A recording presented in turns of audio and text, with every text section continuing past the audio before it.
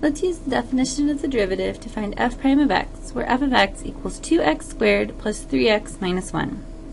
The definition of the derivative is the limit as h goes to 0 of f of x plus h minus f of x over h. Now in our situation, f of x is 2x squared plus 3x minus 1. So to find f of x plus h, what we want to do is take x plus h and plug it in for each x that we find in our equation. So we have the limit as h goes to 0 of 2 times x plus h squared plus 3 times x plus h minus 1. That's our f of x plus h. Minus now our f of x is just our original function here, so that's 2x squared plus 3x minus 1, all divided by h.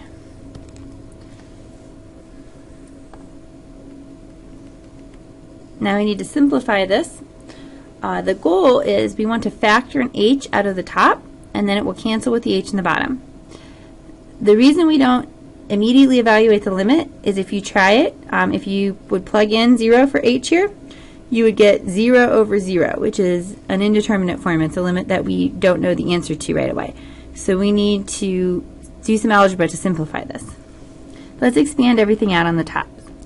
So this is the limit as h goes to 0 of 2 times x squared plus 2xh plus h squared, don't forget to FOIL, plus 3x plus 3h minus 1 minus 2x squared minus 3x plus 1 all over h, which is the limit as h goes to 0 of 2x squared plus 4xh plus 2h squared plus 3x plus 3h minus 1 minus 2x squared minus 3x plus 1 over h. And now we're looking for things that we can simplify. So, do we see anything that cancels? We have a positive 3x and a negative 3x. We have a positive 1 and a negative 1. We have a positive 2x squared and a negative 2x squared. So let's look at what's left. The limit as h goes to 0 of 4xh plus 2h squared plus 3h all over h. Now notice there's an h in every one of those terms, so we can pull it out front. Limit as h goes to 0 of h times 4x plus 2h plus 3 all over h. Now, when we're doing these definition of the derivative problems, this is where we always eventually want to end up. We have h times everything else in the top and an h on the bottom, and now we can cancel those. Remember, you can't cancel from top to bottom if there's a plus or minus in the way. You can only do it if you have h out front multiplied by everything. So that's why we want to factor that out first. And so now we're left looking at the limit as h goes to 0 of 4x plus 2h plus 3. So as h goes to 0, h gets closer and closer to 0. H is going to become 0 now. And we're going to get 4x plus 2 times 0 plus 3, which is 4x plus 3.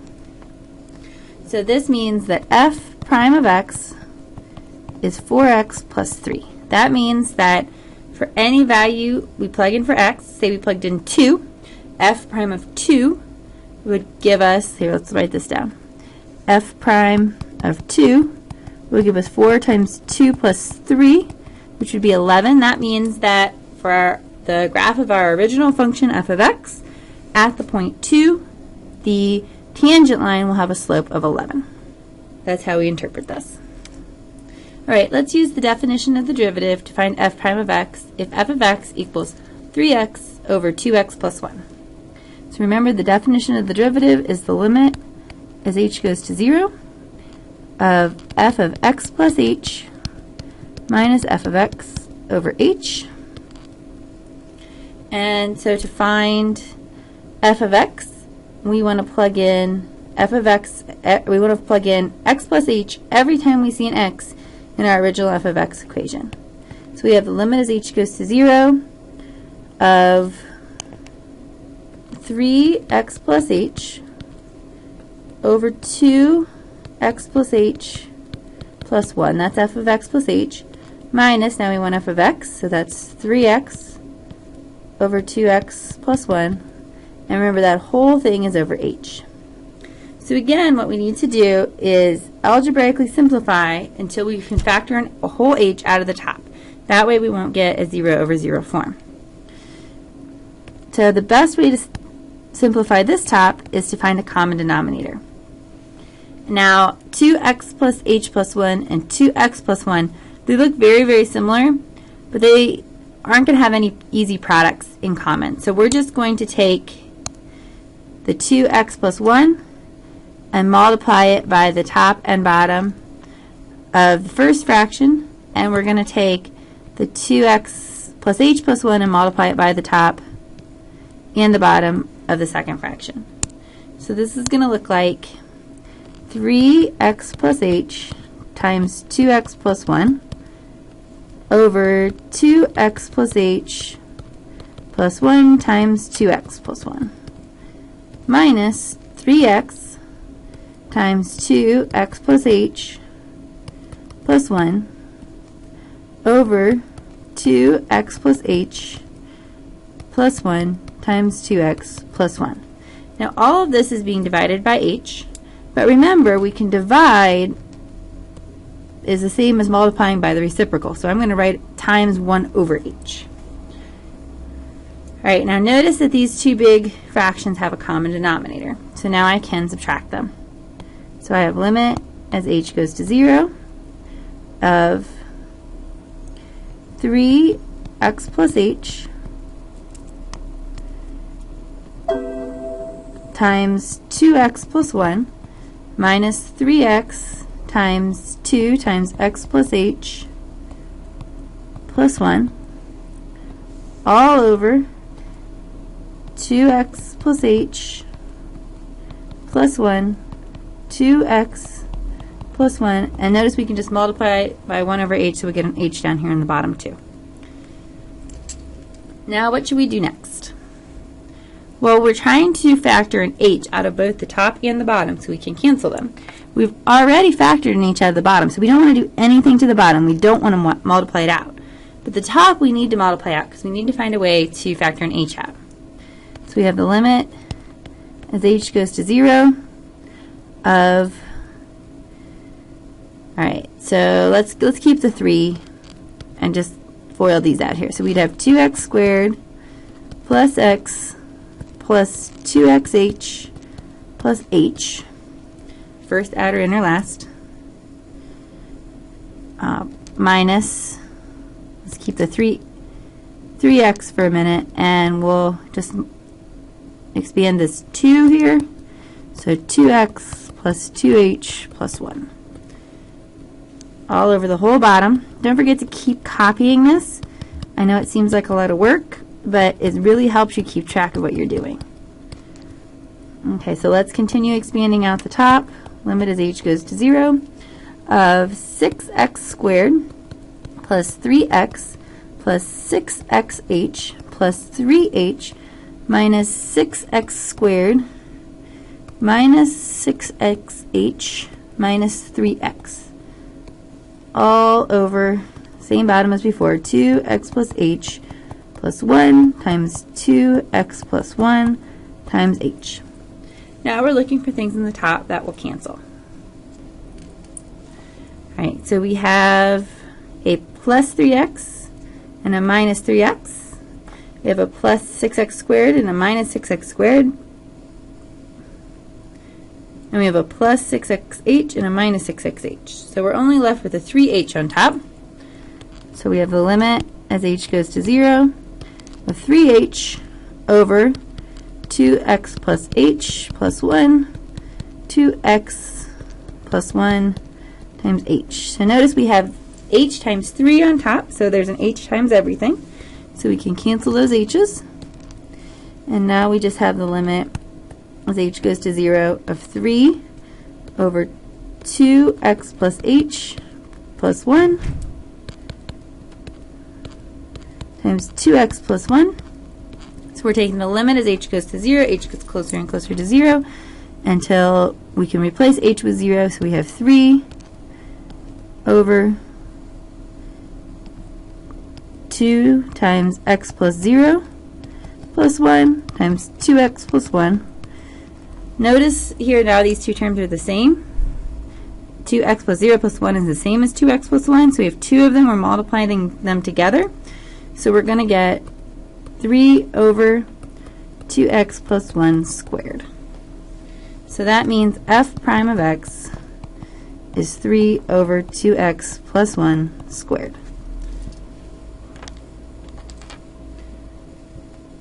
Alright, let's use the definition of the derivative to find f prime of 2 if f of x equals the square root of 4 minus x.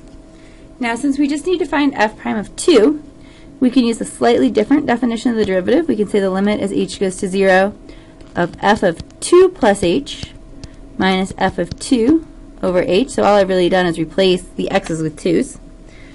But that might make our calculations a little bit easier, so let's do that. So we have limit as h goes to 0 of the square root of 4 minus 2 plus h minus the square root of 4 minus 2 all over h. Notice that I just replaced the 2 plus h for x, and then I replaced the 2 for x.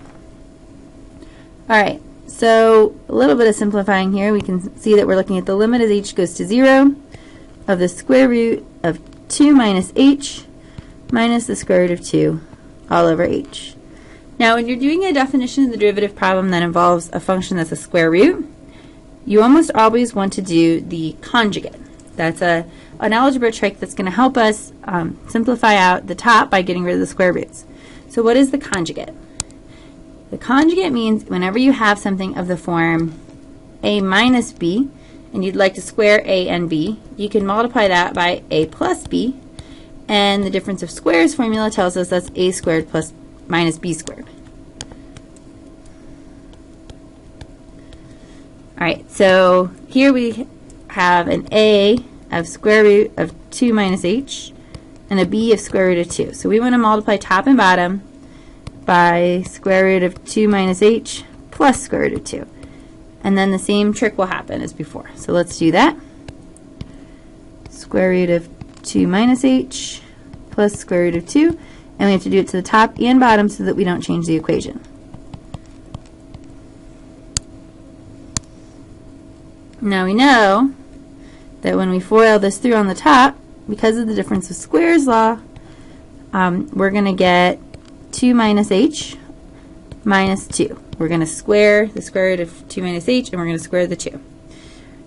And then that's going to be all over h. So now we can simplify this.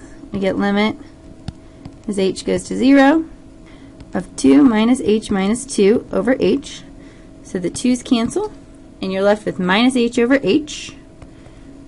So you're left with the limit as h goes to 0 of minus 1. Now minus 1 is just a constant. It doesn't care what h is doing. So this is going to be minus 1. So that means f prime of 2 is minus 1. Alright, now we're going to use the derivative rules, or shortcuts, to find some derivatives. First we have the derivative of x to the 5th minus 3x, the whole thing raised to the 57th. So notice here we have two functions here that we already know how to take its derivative. We have something raised to the 57th, and that's making us think of that formula for the derivative of x to the n. And we also have x to the 5th minus 3x. Both of these we know how to take the derivative of. And what's more, we have x to the 5th minus 3x plugged in to the function something to the 57th. So we're going to call x to the 5th minus 3x our inside function, and our something to the 57th our outside function. So if we take the derivative of something to the 57th. That's going to be 57 something to the 56th. If the something bothers you, you can fill in a u here, or some other dummy variable. And when we take the derivative of x to the 5th minus 3x, we're going to get 5x to the 4th minus 3. So now we can use our chain rule, since we have a composition and an outside and inside function, to find this derivative. So the chain rule says we want to take the derivative of the outside function. So that's the derivative of something to the 57th. So that's 57 something to the 56th. And it says with the inside function plugged in. So we want to take this inside function unchanged and put it on the inside here. And then we want to multiply by the derivative of the inside. So that's this part over here, the 5x to the 4th minus 3. And there you are.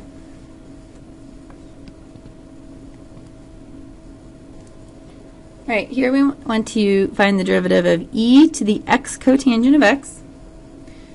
Now first we note that we have an outside function of e raised to some power.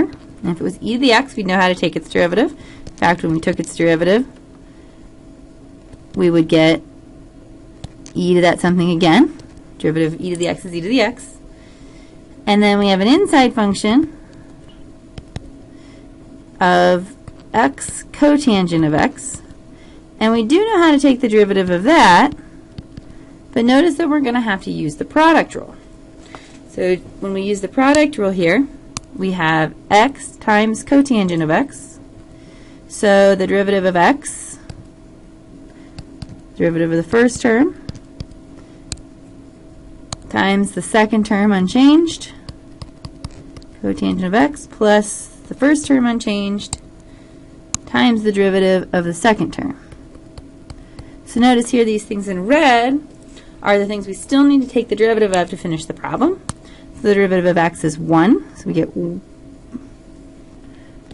times cotangent of x plus x times the derivative of cotangent is negative cosecant squared of x. So simplifying this, this is cotangent of x minus x cosecant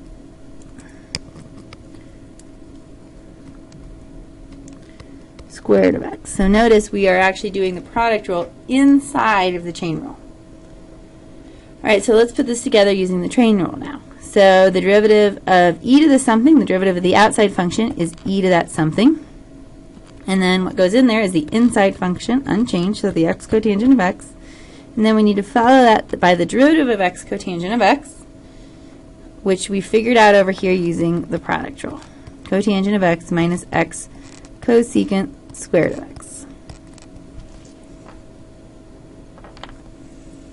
Alright, now we want to find the derivative of secant of x cubed and secant cubed of x and compare these. So for secant of x cubed, our outside function is going to be secant of something, and our inside function is going to be x cubed. So using the chain rule, we're going to get y prime equals the derivative of the outside function. So the derivative of secant is secant of something, tangent of something. Alright, and now we want to plug in the inside function unchanged. So we're going to plug in the x squared, x cubed, and it's going to go both places here. Everywhere there would be an x would be a something. We're going to put an x cubed. And then we need to follow that by the derivative of the inside. So we're going to follow everything by 3x squared. Alright, now let's compare this with y equals secant cubed of x. So first, if you don't remember, this means secant of x, the whole thing cubed. So here, our outside function is something cubed, and our inside function is secant of x. So now when we go to find y prime, we're going to have the derivative of the outside function is 3 something squared. The inside function unchanged, so that's secant of x. Now we want to multiply by the derivative of the inside function, so that's secant of x tangent of x. So they're both the chain rule, and they're both the same two functions. They're both secant of x and x cubed, but we switched which is the inside and which is the outside, and this is the difference it makes in the derivatives. All right, now we want to use the derivative rules to find the derivative of sine of the square root of 3x to the fourth minus 5x. So notice when I read that I had to say of twice. That means I have a function plugged into sine, and then I have another function plugged into square root. So to do this problem, we're going to need two chain rules. Instead of writing it down as outside and inside, I'm going to start writing it just as a derivative. So we're going to write f prime of x, and let's remember what the chain rule says. We're going to be using sine of x as our outside function. So I'll make it red here. Sine of x is our outside function, and everything else in here is the inside function. So the derivative of the outside function, the derivative of sine, is cosine, and now we keep everything the same on the inside. So we have square root of 3x to the fourth minus 5x, and then we need to take the derivative of that inside function. Instead of doing that all in one step, I'm just going to write that down. The square root of 3x to the fourth minus 5x is my inside function, and I need to find its derivative. Alright, so that means I'm not done with the problem. I still have a derivative to find.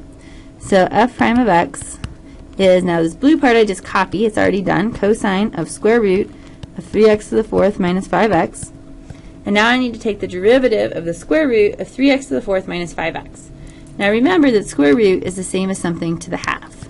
So let's rewrite this as 3x to the fourth minus 5x to the half power. And now something to the half is going to be my outside function. I'm running out of colors here. So something to the half is my outside function. So when I take its derivative, I'm going to get 1/2 something to the 1/2 minus 1, which is negative 1/2. Now I bring down that inside function, so 3x to the fourth minus 5x without changing it. But then I need to follow it with the derivative of the inside function, so 3x to the fourth minus 5x's derivative. So I'm still not done because I still have a derivative to find in this problem. So I'm going to copy all of this blue part. Alright, now I need to take the derivative of 3x to the fourth minus 5x. So I'm going to get 12x cubed minus 5. And now I don't have any more derivatives to take, so I'm done. Alright, now we're going to use the derivative rules to find the derivative of 2x minus 3 over 3x squared minus 4x cubed. So notice the outsidemost thing going on here is the division. So we have a top function, and we have a bottom function. And if we just use the quotient rule, top over bottom, that's going to take care of everything. Every piece of this equation here is being used. So using the quotient rule first, we're going to say y prime is equal to the derivative of the top. Now I'm just going to write 2x minus 3 prime, so we remember what we're doing, times the bottom unchanged, so that's 3x squared minus 4x cubed, minus the top unchanged, 2x minus 3, times the derivative of the bottom. So I'm just going to write right now 3x squared minus 4x cubed, that whole thing prime. We need to take its derivative, divided by the bottom squared. So what is, if you take something cubed and you square it, you multiply those exponents, so you get 3x squared minus 4x to the 6th. Okay, so are we done with this problem yet? Not yet, because we still have some derivatives to take. So let's take those two red derivatives. So y prime is going to be the derivative of 2x minus 3 is just 2. Copy the 3x squared minus 4x cubed. That wasn't a derivative, it's done. Minus 2x minus 3. That one we don't need to change. Now we need to take the derivative of 3x squared minus 4x, the whole thing cubed. So this is a chain rule because we have an outside function of something cubed. So the derivative of the outside function is 3 something squared. Now we copy that inside function without changing it. So 3x squared minus 4x And we're still not done because we have to take the derivative of the inside function. Now to save us from writing a whole lot, I'm just going to go ahead and write that in here. So that would be 6x minus 4. And all of that is over the 3x squared minus 4x to the 6th. And that one doesn't have a derivative mark on it either, so we don't change that at all. So now we're done. Alright, so now we have to find y prime if y equals the square root of 3x cubed minus 5x squared times sine of 6x plus the square root of pi plus 4. Now what I want to ask you first is, what is the outsidemost operation here? A lot of people will say that it's multiplication, but it's not. Notice that the outsidemost thing going on is actually that addition sign because of order of operations. So we're going to take these two red boxes and we're going to take the derivative of each red box separately. Now let's look at the second red box. Notice that even though it looks complicated, it doesn't have any x's in it. So that means it's a constant. So this is just going to have a derivative of 0. So we can just go ahead and write that in. And let's see if we can find the derivative of the first red box. Now in this first red box, we do have a product rule going on here between the square root and the sine. So let's go ahead and write out that product rule. So we have the derivative of the first term. So we have the square root of 3x cubed minus 5x squared. And we're going to want to find its derivative. Times the second term unchanged, so that's going to be sine of 6x. Plus the first term unchanged, that's the square root of 3x cubed minus 5x squared, times the derivative of the second term, so that's going to be sine of 6x, and we're going to want to take its derivative. Alright, so now we're not done because we still have these two red derivatives to find. So we have y prime equals, and to do square root of 3x cubed minus 5x squared, we have to do a chain rule because we have this square root. So that's our outside function. So let's erase the square root and we'll replace it with to the half power. And remember, the derivative of something to the half power is 1/2 something to the 1/2 minus 1, negative 1/2 power. So we copy the something on the inside without changing it. So 3x cubed minus 5x squared. And then we multiply by the derivative of the inside. So we have 9x squared minus 10x. And note that this dot is not enough because there's a minus sign here and the order of operations is not clear. So we have to put this term in parentheses. Now we multiply by sine of 6x. That doesn't change. Plus the square root of 3x cubed minus 5x squared. That one doesn't change. Now we need to take the derivative of sine of 6x. And this one looks pretty simple, but it actually is a chain rule too. The outside function here is sine, so it's going to give us cosine. Derivative of sine is cosine. Keep the 6x, that's our inside function. It doesn't change. And then we need to multiply by 6. See if I can squeeze a 6 in here. Because the derivative of 6x is 6, so we need to multiply by the derivative of the inside function.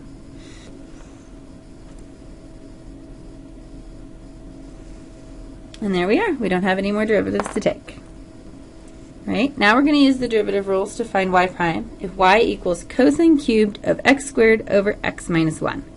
So what's the outsidemost thing going on here? You always want to start with the outsidemost thing. It seems like it might be the cosine, but actually remember what this cubed here means. That means that this is actually cosine of x squared over 1 minus x, the whole thing cubed. So the outsidemost function here is the cubed. So when we take the derivative, we're going to have y prime equals derivative of something cubed, which is 3 something squared. And we copy the inside here, so cosine of x squared over 1 minus x. And then we're going to follow that by the derivative of the inside. So I'm just going to write the inside term here, cosine of x squared over 1 minus x, and write that I need to take its derivative. Alright, so now in my next step, I'm going to copy all this stuff in blue and take the derivative of the red part. Now you can do all this stuff in one step if you can keep track of it. But if you have a hard time keeping track, it's better to do multiple steps than it is to get confused and lose your spot. So the inside here, my red term, is cosine of stuff. So cosine is my outsidemost function. Derivative of cosine is negative sine. Make sure the parentheses there, otherwise it looks like you're subtracting. Keep the inside there, x squared over 1 minus x. And then I need the derivative of the inside term. And again, I'm going to do this in steps. So I'm going to write x squared over 1 minus x prime. Now to find the derivative of x squared over 1 minus x, I'm going to need to use a quotient rule because it's a fraction. So first, let me copy everything else. Y prime equals 3 cosine of x squared minus 1 over x, the whole thing squared times negative sine of x squared over 1 minus x. Now when I go to take the derivative of this fraction, I'm going to use the quotient rule. So I have the derivative of the top times the bottom unchanged minus the top unchanged times the derivative of the bottom all over the bottom squared. So now we are almost done. We just have to take those last two little derivatives that are in red. So we have, copying everything else, y prime equals 3 cosine of x squared over 1 minus x squared negative sine of x squared over 1 minus x. Derivative of x squared is 2x. Copy the 1 minus x squared. Derivative of 1 minus x is negative 1 over 1 minus x squared. And there you go. Alright, now we want to use the derivative rules to find h prime of 2. They don't actually give us an algebraic expression for h of x. They just give us these facts. So we should start with the fact that we know that h of x is f of g of x. So notice we have information about f and we have information about g. So if we want to find h prime of x, we can use f and g. Now we have g of x is plugged into f of x, so this is a composition, so this is a chain rule. My outside function is f of something, and my inside is g of x. So I'm going to take the derivative of the outside, so the derivative of f is f prime of something. Keep the inside function unchanged, so I put the g of x in there. Then I multiply by the derivative of the inside function, so that's g prime of x. Alright, so that's the formula for h prime of x. Now if I want h prime of 2, that would be f prime of g of 2 times g prime of 2. I just replace all the x's with 2's. So let's see if we can figure out what this should be. This is, well, g of 2, it says, is 8, so this is f prime of 8, times g prime of 2, it says, is 5, so f prime of 8 times 5. So notice that I can't immediately find f prime of g of 2. I have to just look at g of 2, and I know whatever that number is, it's going to be f prime of that number, so I get f prime of 8. So now I'm almost done. I just need to know what f prime of 8 is, and it tells me it's negative 7. So I get negative 7 times 5, which is negative 35.